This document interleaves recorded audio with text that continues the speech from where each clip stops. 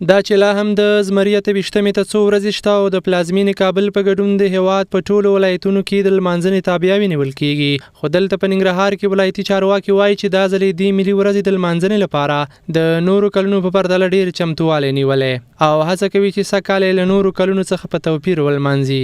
دوی زیاتوي چې هوډ لري یوازې د زمري پر 28مه نه بلکې له هغې وړاندې په 26مه او 28مه هم ځانګړې غونډې جشنونه او پروګرامونه ولري. د خپلواکۍ 98مې کلیزې د لمانځنو په موخه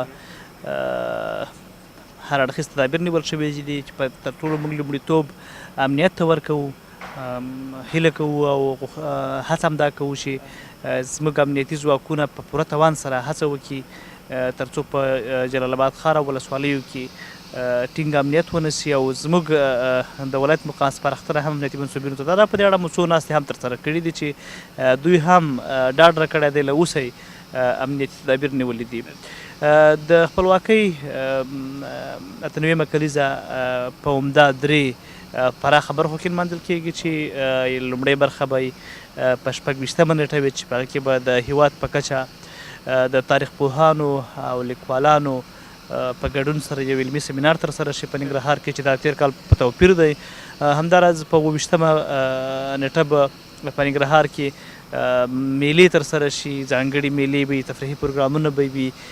د افغانستان په کچه او د کوزي پښتونخوا څخه به ځینې هنرمندان پښتانه هنرمندان راشي، ځینې نور کسان به خپل نندارې وړاندې کړي چې دا به یوه تفریحي برخه وي چې په دې کې به ډیری ځوانان د هېواد د بېلابېلو سیمو څخه ګډون وکړي.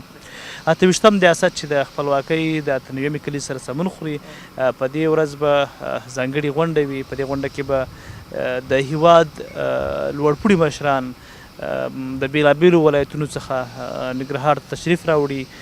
له بلې خوا د ننګرهار امنیه قومنداني هم دې ورځې ته د وار له مخه امنیتي تدابیرو نیولو خبر ورکوي او وایي د جلال آباد ښار په 4 واړو دروازو کې ملي پولیسو ته دنده ورکړې چې ښار ته د راتلونکو موټرو کلکه پلټنه وکړي. دوی همداراز زیاتوي چې د ښار په هغو ځایونو کې چې ورته اړتیا وه د تالاشۍ پوستې زیاتې کړي دي.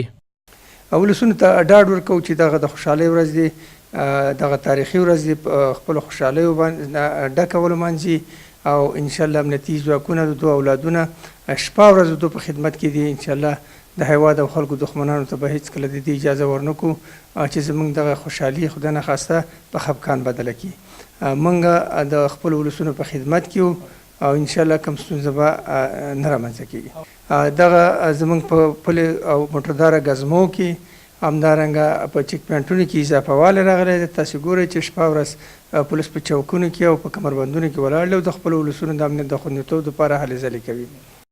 امنیه قومنداني په داسې حال کې د خپلواکۍ ورځې لمانځلو لپاره د کلکو امنیتي تدابیرو نیولو خبر ورکوي چې په دې وروستیو کې د ولسوالیو په ګډون له جلال آباد ښاره هم د داسې پیښو خبرونه خپاره شوي چې مرګ ژوبلې یې لرلې.